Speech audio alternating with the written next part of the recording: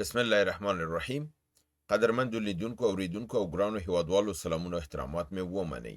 نن 20 د اګست کال 2016 چې د پنځشنبې ورځ سره سمون خوري ستاسې په خدمت کې حاضر یم. د نن ورځې موضوعات ټول نړیوال مهم وقایع دي چې ستاسو حضور ته یې وړاندې کوم.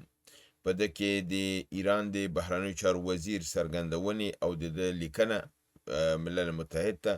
یعنې ملګرو ملتونو ته، د عراق نه د آلمان د قواو وتل، د عربستان سعودي د اتومي تفاهم لیک سند کانګرس ته استول، د امریکا مخکنی سفیر څرګندونې د افغانستان په هکله، د کابل ښاروالۍ نوی پلان د کابل په هکله، د اسلام آباد پمس کې د اور لګېدنو نتیجه کې د ماشومانو سوځېدل، د ان بي سي نیوز په اساس باندې د امریکا تجهیزات په غربي اسیا کې لویدیځه اسیا کې کاملا له منځه تلل، د اکسیوس د خبر په اساس باندې چې واشنگټن په دفتن کم حمله پروګرام ایران باندې نه لري، ایران او عمان د تنګي د خلاصولو لپاره په یو توافق لیک ته رسیدلی دي،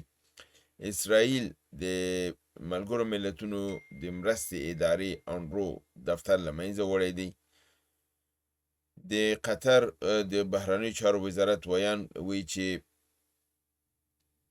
د امریکا او ایران به میز سرته راولو، بلومبرګ وایي چې پوټین د تکنیکي اتومي اسلحې استعمال باندې فکر کوي، پوټین وایي چې د CIA د مشر راتګ نه مطلع دی، ټرمپ وایي چې د CIA د رئیس د تګ روسیې نه حتما یو نتیجه به وځي، نتنیاهو وایي چې صلح د ایران سره ممکنه نه ده، همدارنګه بریکس خبر ورکوي چې روسیه وایي چې جاپان د اتومي قدرت صلاحیت پیدا کولو ته لاره لري، عربستان سعودي هم د خپل نصاب نه د اسرائیلو دغه په ضد که دغه نصاب نه خپل د تعلیمي نصاب نه هغه ویستی دي. دا ټول دي زما نړیوال مهم خبرونه. شروع کومه د ده نه چې د ایران د بهرنیو چارو وزیر سید عباس عراقچي یو لیک استولی دی سرمنشي ته او هماغه یو کاپي شورای امنیت ته هم استولی ده. په هغې کې د امریکا اقتصادي بندیزونه یې خلاف د نړیوالو قوانینو ګڼلی دي او د یو آزاد اسلامي ملک په حریم باندې تجاوز ګڼلی دی او ویلي دی چې د ده باندې د ده مخه دې ونیول شي. دلته باید دغه څرګندونه زه وکړم چې دا لیک خو ده استولی دی، یو رسالت خپل ادا کړی دی، مګرم د قوانینو د نقطې نظر نه چونده تحریمات چې لګېدلي یو مملکت په بل باندې لګولی دي، ده کې د ملګرو ملتونو د شورای امنیت نه کار نه دی اخیستل شوی، ملګرو ملتونه دې کې کم دخل نه لري او ملګرو ملتونه دې کې کم رول هم نشي ادا کولی، لپاره دی چې دا بندیزونه د امریکا د خوا نه د ایران په مقابل کې دي، د شورای امنیت په اساس باندې نه دي، د کوم قرارداد او د تړون په اساس باندې نه دي، یعنی ریزولوشن په اساس باندې نه دي. په دې توګه باندې موږ دا ویلی شو چې ملګرو ملتونه شورای امنیت په دې هکله هیڅ هم نشي کولی، دا د امریکا خپله خوښه ده چې دا لرې کوي او پرېږدي او دا د ایران او د دوی موضوع ده. نو زه فکر کوم چې یو کوشش دی کړی دی، داسې به وایي چې ښه کوشش دی، مګر دا اصولي او قانوني نه دی ځکه چې دا د ملګرو ملتونو د هغې سره کوم ربط نه لري. دویم خبر دا دی چې عراقي رسنیو دا خبر ورکړی دی چې آلمان خپل پوځي حضور ته په عراق کې چې په اربیل کې دي هغې ته خاتمه ورکوي او خپل پوځ د ده ځینه وباسي. همدارنګې د امریکا او د عربستان سعودي ترمنځ چې کوم تړون شوی و، یعنی تفاهم لیک لیکل شوی و، لا په تړون باندې کاملا نه دی بدل شوی، د عربستان سعودي او د امریکې ترمنځ د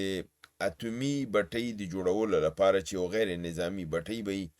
په د دې مسوده یې کانګرس ته لیږلې ده، که کانګرس دا پاس کړله نو په هغې نتیجه کې دا په قانون بدلیږي او په معاهدې باندې هم بدلیدی شي. دا د غیر نظامي اتومي بټۍ جوړول دي چې په عربستان سعودي سره کله چې دا معاهده کېدله د عربستان سعودي سره دا خبره نه وه شوې چې موږ تا ته اتوم په هغه صورت کې بټۍ درکوو چې ته اسرائیل په رسمیت وپېژنې. خو اوس یې د دغه مسودې چې کانګرس ته لیږلې ده په دې کې دا ټکی اضافه کړی دی چې سعودي سره به اتومي معاهده هغه وخت کېږي که چېرته سعودي اسرائیل په رسمیت وپېژني. په دې اساس زه فکر نه کوم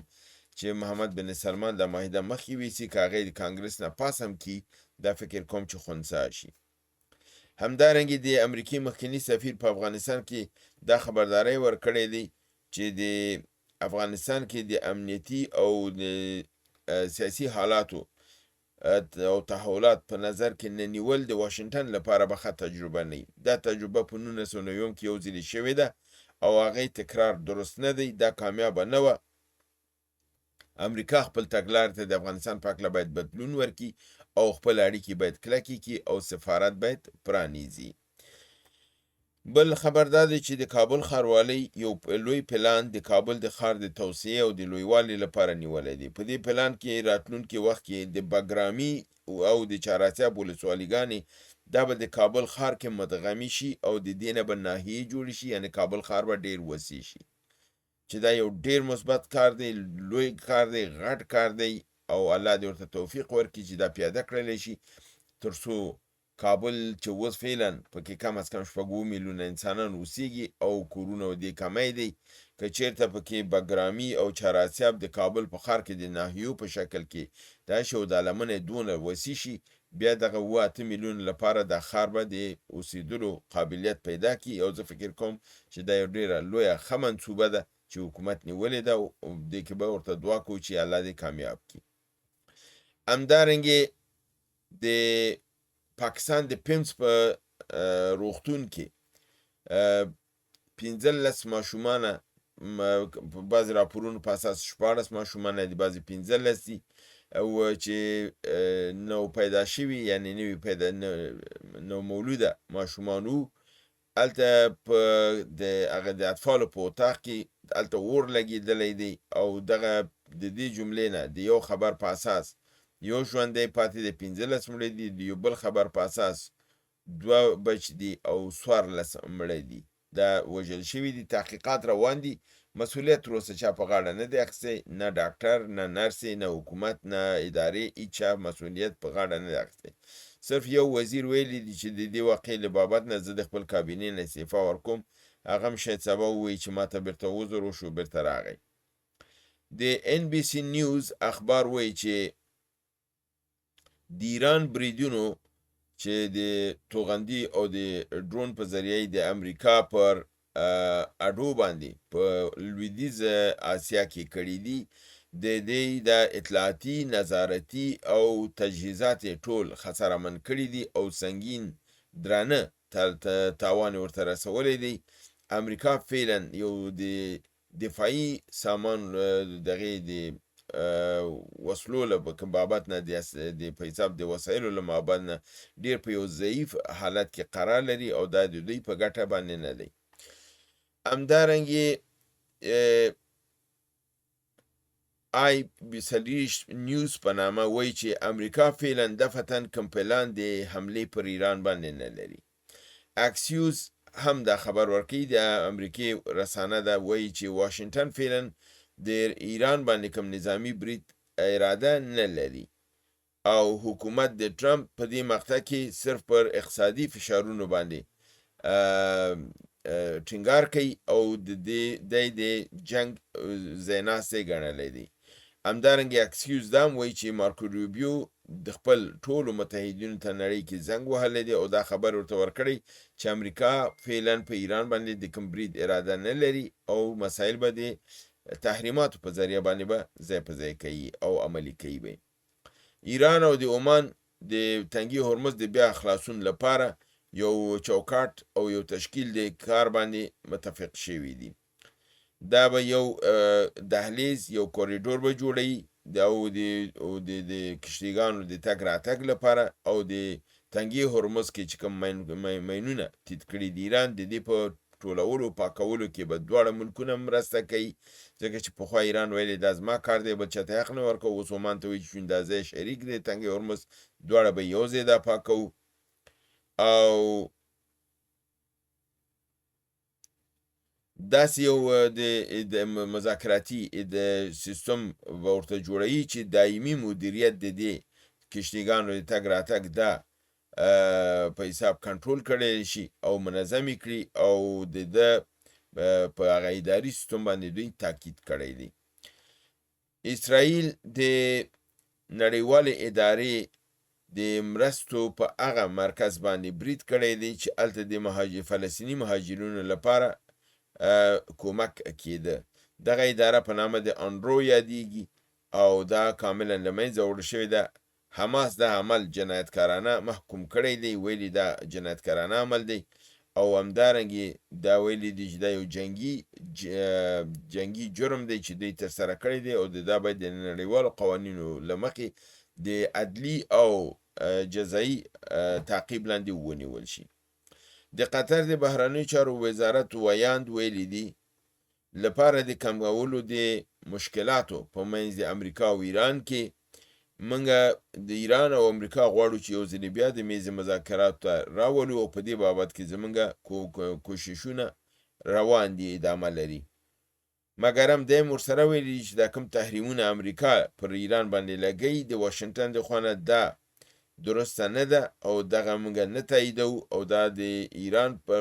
مخالف یو غلبه ده او دا غلط کار دی، دا دوی نه تاییدوي. همدارنګې بلومبرګ خبر ورکوي چې پوټین پر یوکراین باندې د تخنیکی یا تاکتیکی اتومي اصلي استعمال باندې غور کوي چې د من حیث آخري یا هغه دغه اسلحې چې د دوی په لاس کې ده دی غواړي دا بیا په یوکراین باندې استعمال کړي او دا مسله یو طرفه کړي. لکه څنګه چې امریکا وایي چې موږ تاکتیکی بم په ایران استعمالو، اوس روسیه وایي چې زه په یوکراین باندې تاکتیکی بم استعمالوم، تی دلته استعمال که زه هلته استعمالوم. همدارنګې پوټین ویلی دی چې دی د CIA د رئیس جان ریډ کلیف پر راتګ باندې ماسکو کې خبر دی او دته د توضیحات ورکړ شوي دي، دا د جریانات نه مطلع دی، اما خپل ورسره نه دی لیدلی. او ټرمپ ویلی دی چې د ریډ کلیف سفر ماسکو ته دا به بې نتیجې نه پاتې کېږي، دا به حتما یو ثمره راوړي. دا چې څه ثمره ترېنه غواړي په دې نه پوهېږو، خو پسه به معلوم شي د ترمنځ خبرې څه شی شوي وي. نتنیاهو وایي چې دا شی هېڅکله به امکان پیدا نه کړي چې د ایران سره یو تفاهم وشي، دیپلوماتیک یعنې جوړه روغه ورسره وشي، جز له دې نه غیر له دې نه چې ایران کاملا ختم شي، تجزیه شي او له منځه ویوړل شي. نو دا نتنیاهو بالکل اشتیا خرابه ده او ډېر غټ غټ خوبونه ګوري، خو دا خوب به الله تعالی نه رښتیا کوي. همدارنګې برکس نیوز خبر ورکوي چې روسیې ویلي جاپان د دې توانایي لري چې په ظرف د یو کال کې اتومي صلاحیت او قدرت ترلاسه کړي او یا اتوم ولري. یعنی جاپان دغسې یو دغې ته رسېدلی دی چې حتما سنټریفیوجیم جوړ کړي دي، یورانیم غني کړي، ځکه دا شیانې نه کړي، خو بیا دا په ظرف د یو کال کې اتوم جوړول اسانه خبر نه ده. نو دا اوس دلته معلومیږي چې جرمني ته اجازه ورکول کېږي د اتوم، جاپان ته ورکول کېږي، سعودي ته ویل کېږي ته غنا د یورانیم کولی شي، خو ایران ته وایي ته نه شي کولی. دا دې ته وایي نړیوال ډبل سټنډرډ. او د نن ورځ زما آخر خبر دا دی چې عربستان سعودي هم د خپل تعلیمي نصاب نه، یعنی د ماشومانو د کتابونو نه چې کوم هلته به اسلامي کلیپونه به وو د اسرائیل پر خلاف، هغه ټول د نصاب تعلیمي نه ایستې دي او دا موضوع د خپل نصاب نه پاکه کړې ده. یعنی هغه فکري جوړښت به چې کېده د ماشومانو چې طبیعتا فلسطین وپېژني، د اسرائیل ظلم او بربریت وپېژني، دا مسایل چې هلته توضیح کېدل، یو ماشوم وړکتوب نه پوهېږي فلسطین سره ظلم کېږي، اسرائیل راغلی اشغال یې کړی، دا مسایل اوسېسي ماشوم چې راځي لویېږي غټېږي هغه دې نه خبرېږي چې په فلسطین کې تاریخچه څه وه، اسرائیل کله راغی، څه ظلم یې وکړه، په دې باندې به هغه نه خبرېږي او نه به پرې معلومات لري. دا زما د نن ورځې نړیوالو سیمه ییز خبرونه چې تاسو حضور ته مې وړاندې کړل. تر بل برنامې چې تاسو حضور ته بیا حاضرېږم، تاسو په لوی پروردګار د عالمیانو سپارم. وما علینا الا البلاغ.